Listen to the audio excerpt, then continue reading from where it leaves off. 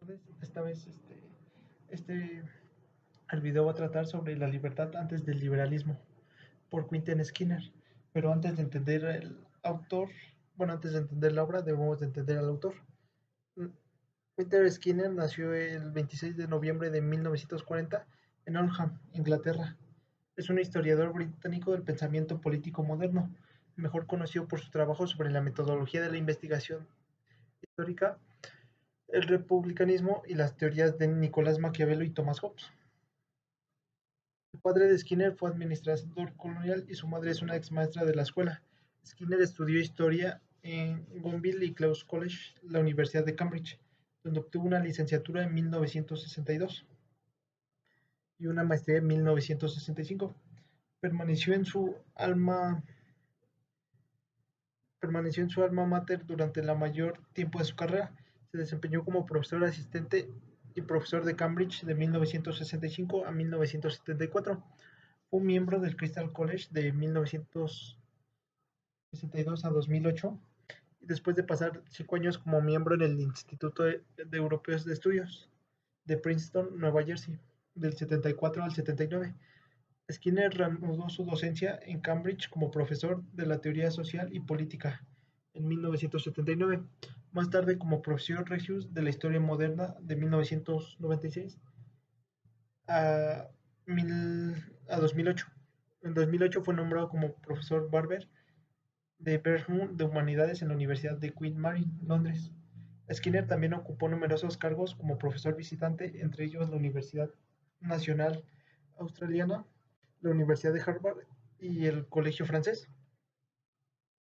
Eh, Algunas obras de Skinner muestran los fundamentos del pensamiento político moderno. Se considera un clásico en la historia intelectual, tanto por la contribución metodológica e historiográfica como por el matizado de su tema, la interacción del pensamiento y la acción política durante el Renacimiento y la reforma europeos. Skinner enfatizó la importancia de ubicar los textos en su contexto histórico y por lo tanto se apartó de la metodología tradicional en la teoría política, que consistía en rastrear la progresión de textos clásicos y examinar cada obra en su relación con el pensamiento político occidental. El enfoque de Skinner contextual, que compartió con John Donne y otros, llegó a conocerse en la escuela de Cambridge como historia intelectual, historiografía intelectual. Bueno, primero habla de la guerra civil inglesa que fue en 1962, donde surgieron debates sobre la soberanía política. Henry Parker, defensor del Parlamento, argumentó en su tiempo que la crisis de la soberanía debía residir en las cámaras parlamentarias como representantes del pueblo. Para él el poder de los reyes era derivado y secundario, mientras que el pueblo era la fuente primordial de la autoridad. Pero los defensores del absolutismo monárquico afirmaban que el rey era el único portador legítimo de la soberanía, ya que ésta era conferida directamente por Dios. Esto a lo que se refería era que en los párrafos de la Biblia, en el momento de la caída del Imperio Romano de Occidente, este, la legitimidad de los gobiernos ya no era dada por un emperador, ya era dada por la Iglesia. Y esto lo podemos apreciar en la Biblia. Está escrito un párrafo, no me acuerdo, pero dice que Dios le dará a los príncipes la potestad de gobernar. Pero bueno, este, pero con el paso del tiempo emergió que la soberanía pertenecía a una entidad artificial, el Estado, inspirado por los romanos y filósofos del derecho natural. Esta perspectiva fue más desarrollada con Thomas Hobbes en su obra Leviatán. Hobbes describió el Estado como una persona artificial, creada por la multitud mediante un pacto cuya autoridad es legítima mientras represente la voluntad de sus súbditos. En paralelo, Hobbes propuso una nueva concepción de la libertad civil. Ser libre no es estar sometido al poder, simplemente es no enfrentar obstáculos físicos o legales. Para actuar, incluso actuar por temor a la ley, no anula la libertad, ya que el individuo está ejecutando su voluntad desde su visión materialista y determinista. La libertad radica en la ausencia de impedimentos al movimiento corporal, no en la independencia de la voluntad. Según Hobbes, el individuo sigue siendo libre incluso cuando obedece a la ley por miedo al castigo, ya que no actúa contra su voluntad. La ley no fuerza al individuo directamente, sino que moldea su voluntad a través de un castigo. Necesitamos alguien que interactúe, necesitamos hacer un contrato social para que los humanos podamos interactuar. El primer libro de Hobbes es sobre la naturaleza del ser humano. El segundo es Leviatán. Necesitamos ese ente que nos regule la interacción para que no salgamos de ese estado de naturaleza. Después dice que Maquiavelo nunca emplea el lenguaje. La teoría romana de los estados libres, de los derechos, que ésta se limita a describir el disfrute de la libertad individual como una de las ventajas o de los beneficios derivados de vivir bajo un gobierno ordenado. En palabras de Netman, que defiendan la seguridad y la vida de los bienes y la libertad y la propiedad. Por, por ejemplo, se refiere a que las leyes ordenan la preservación de la propiedad de la tierra, de la libertad de los bienes y de la libertad de las personas. Un pueblo, un pueblo es libre siempre que actúe como guardián de su propia libertad. Esta visión es compartida por otros teóricos neorromanos, como James Harrington, quienes afirman que si los individuos deben vivir así según la voluntad, las naciones deben gobernarse conforme a la voluntad colectiva. Para que un Estado pueda mantenerse libre, las leyes deben de contar con el consentimiento del pueblo. Es como Rousseau y la teoría del pacto social. ¿Cómo hacemos una constitución en México que sea respetada por todos, todos formando parte de ella? Nosotros haciendo la ley. Y otros argumentan que los romanos fueran libres porque las leyes no podían imponer sin la aprobación de las asambleas populares. La única forma de dominación arbitraria es que ninguna autoridad imponga las leyes sin ese consentimiento. Y esta visión, aunque ha sido criticada como metafísica o utópica, los teóricos republicanos insisten en que la voluntad del pueblo no es misteriosa, sino la suma de voluntades individuales expresadas en la decisión de la mayoría. Reconocen que esto no resuelve completamente el problema de los derechos de las minorías, pero lo consideran como el mejor mecanismo. Eh, Después habla de que Milton tiende a considerar a las masas como desorbitadas y esclavizadas, mientras que es evidente que son menos sobrias, menos consideradas y menos cuidadosas las poblaciones marginadas en los asuntos públicos, de lo que precisa alcanzar un autogobierno riguroso.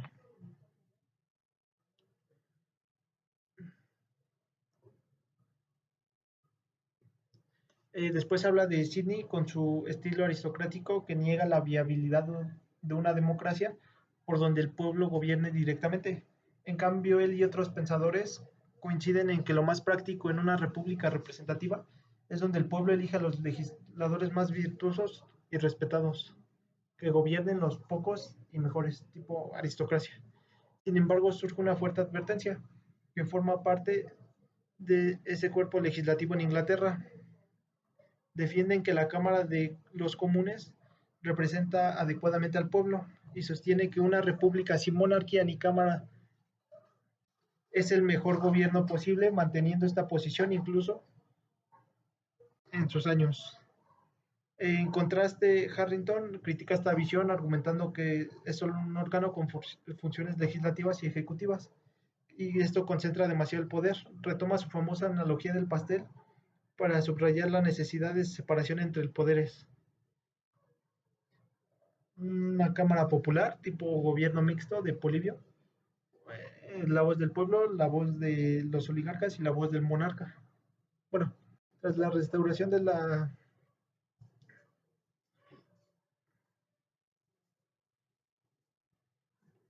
Los pensadores neorromanos se inspiran directamente en la Discursi de Maquiavelo, que es un libro basado en el historiador Tito Livio de la República Romana, que habla sobre cómo funcionaba y cómo era. Pero de aquí retoman ideas para comparar la libertad republicana de la antigua Roma con la servidumbre de las monarquías modernas. Y esto critica el sometimiento al poder real al que consideran una forma de esclavitud política.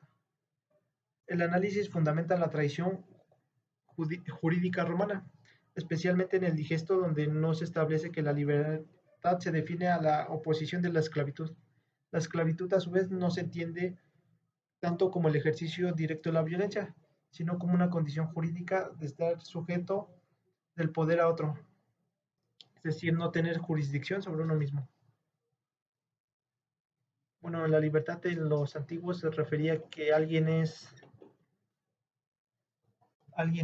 libre cuando participa en asuntos públicos, porque tiene suficiente conocimiento y razón de sí mismo. Un esclavo no era el que azotaban para construir pirámides. Esa esclavitud muy cristiana. Si no era libre, quien no participaba, quien se dejaba llevar por lo contrario, lógicos. Bueno, después, en los primeros libros de Tito Livio, compara la forma constante de opresión a los reyes romanos con la libertad alcanzada tras la expulsión de los tarquíos. Utiliza conceptos jurídicos romanos para describir la pérdida de la libertad como una forma de servidumbre pública, definiendo las comunidades no libres como aquellas que viven bajo el dominio de un Estado. También emplea una fórmula que es que la libertad no se pierde no necesariamente por el ejercicio del poder arbitrario, sino por su mera existencia. Después, algunos autores afirman que la comunidad necesita una cabeza, el monarca, para funcionar, pero es solo si esta cabeza está sometida bajo la ley común y no puede imponer una dependencia arbitraria. Bajo esta condición, muchos defienden un gobierno mixto, con elementos monárquicos, aristocráticos y democráticos, como lo fue la República de Roma, donde se dividían los poderes. Se dividía entre los poderes el monarca, el senado y la asamblea del pueblo, que tiene un nombre. Este, después, se habla de una república o incluso un principado puede gobernar un estado libre, siempre que el poder del príncipe esté limitado por la ley y no se convierta en poder arbitrario.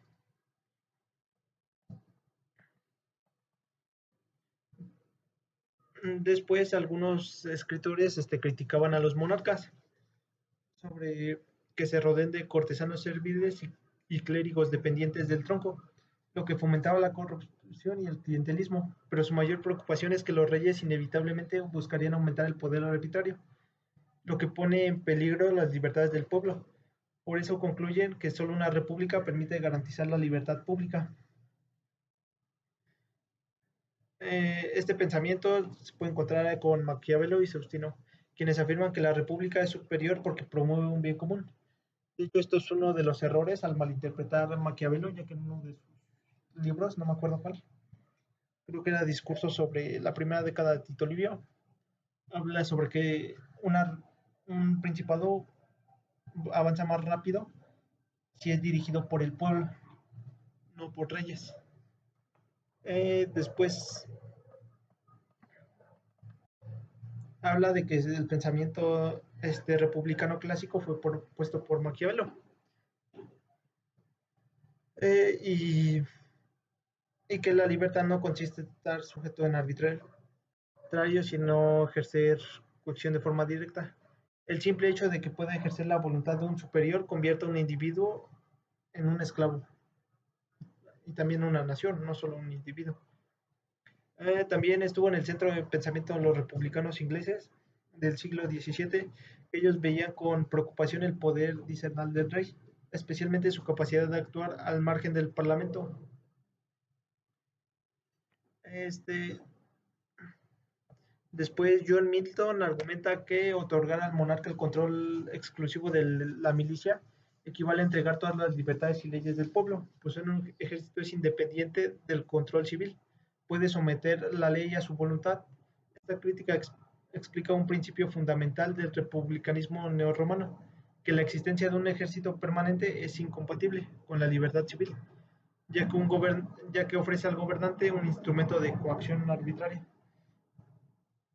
Bueno, aquí el gobierno tiene la hegemonía de el uso de la violencia legitimada.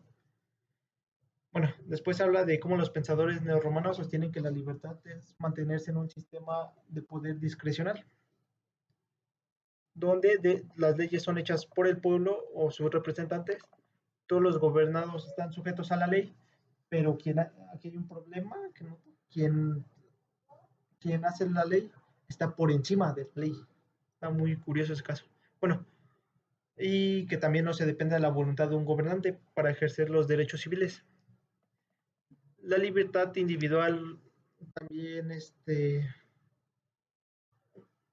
dice Paley que la libertad individual depende más de unas cuantas leyes hay y cuán restrictivas son, no de quién las dicta. Y por lo tanto, un gobierno absoluto, en teoría, podría permitir tanta libertad como una democracia si pone pocas restricciones. A pesar de que algunos defensores del neorromanismo han considerado esta crítica, el autor sostiene que la objeción no desacredita el argumento central neorromano, que la mera posibilidad de arbitrariedad coactiva ya compromete una libertad, en este caso la libertad civil. Después se refiere al liberalismo. El liberalismo, siguiendo autores como Bentham, sostiene que la libertad es la ausencia de coacción directa o amenazas. En cambio, los neorromanos afirman que la libertad simplemente es la dependencia de la voluntad de otro, ya representada una pérdida de libertad real, y que vivir bajo la dependencia de un poder arbitrario limita automáticamente el ejercicio de los derechos civiles. Bueno, después habla sobre Hobbes, quien es como menciona la libertad republicana en ciudades como Lucca, que fue un estado italiano hasta que se unificó. Bueno, insinuando que la ilusión de la libertad no cambia el hecho de que el pueblo siga sometido al poder.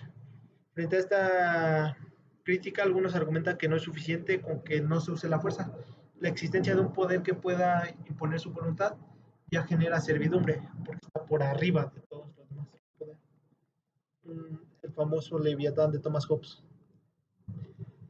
Después, Sidney concluye que vivir en un régimen de dependencia constante reduce la libertad a los consejeros o ministros, ya que no pueden hablar libremente y también se ven forzados a tener personas al lado que sean muy aduladoras o sumisas para ganarse su favor.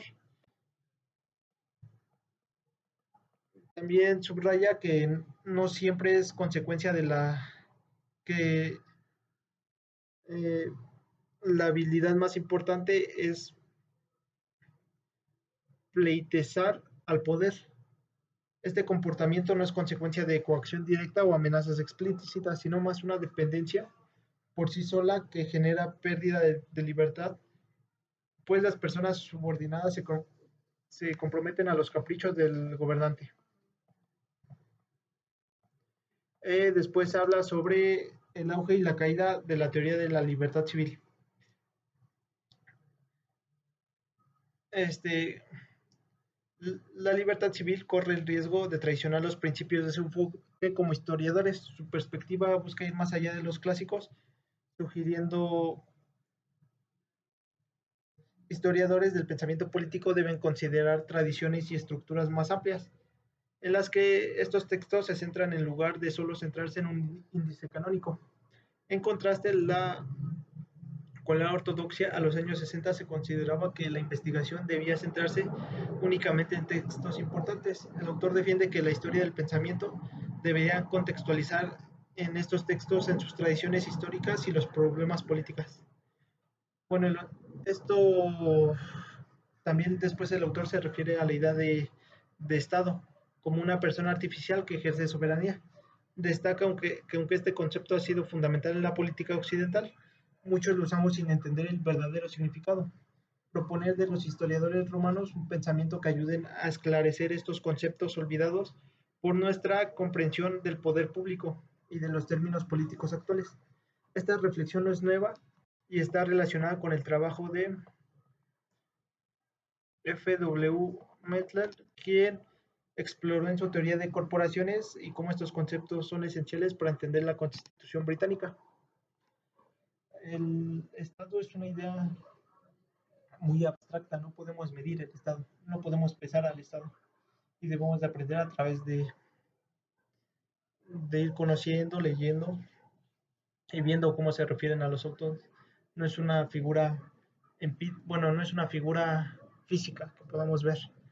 No son palacios municipales, no son, o sea, el Estado tiene muchas implicaciones que todavía no puedo comprender. Pero bueno, después eh, va hacia examinar las discontinuidades en el patrimonio intelectual en lugar de centrarse solo en las continuidades. El estudio del pasado siempre ha sido visto como para confirmar creencias o de dónde venimos, pero también puede revelar valores perdidos o preguntas olvidadas y que merecen ser reconsideradas. Por lo tanto, a través de esto el autor busca ver la teoría neorromana de los ciudadanos libres y los estados libres y que tienen valor eh, en la evidencia del conflicto en las tradiciones del pensamiento occidental sobre el estado liberal. Bueno, 10 ideas principales de, bueno, no, en resumen, en este segmento habla sobre la tradición de la República romana y cómo se desarrolló después en el Renacimiento italiano y en Inglaterra del siglo XVII. La libertad es como la libertad, pues, como es vista. Insiste que los pensadores republicanos, la libertad no consiste únicamente en la ausencia de interferencia directa, sino en no estar sometido a una voluntad arbitraria de otro. Esto implica que la libertad, el ser un ciudadano independiente en una comunidad, el que se ha visto en una comunidad, de iguales, no como un súbdito ni dominado. Después, la figura del hombre libre es aquella persona que vive bajo las leyes a las que ha contribuido activamente. En contraste, quien depende del capricho de otros como un esclavo, un súbdito de un príncipe absoluto, no puede considerarse libre, porque sus decisiones están siendo interferidas hasta ese momento. La libertad requiere de instituciones que impidan la dominación arbitraria, lo que a su vez exige la participación activa de los ciudadanos. El compromiso de los ciudadanos con la República es fundamental para mantener su participación. Y la libertad en la vida política y en la toma de decisiones es es libre y que el pueblo se gobierna mediante leyes propias, no si simplemente goza de derechos o no. Un poder que no esté sujeto a normas conocidas ni al consentimiento de los gobernados no es compatible con la existencia de una libertad en una república. Esto vale incluso si el poder rara vez se ejerce. Basta con que exista la posibilidad de dominación para que se pierda la libertad. Los republicanos también desconfían de cualquier concentración excesiva del poder, incluso en las mejores monarquías, con la monarquía de Luis XIV, el rey Sol creo que era. Los republicanos también sostienen que la propiedad privada es esencial para la libertad, porque permite a los ciudadanos vivir sin la voluntad de otros. Quien no posee bienes corre el riesgo de caer en servidumbre o clientelismo político. Esto contrasta con las ideas antes dichas. Eh, Hacia el final de los periodos de la Revolución Francesa y la Revolución Gloriosa, comienza a trazarse esta noción de libertad, que fue reemplazada por una concepción liberal, en la que la libertad ya no depende del estatus cívico, sino de la ausencia de restricciones externas a la acción individual.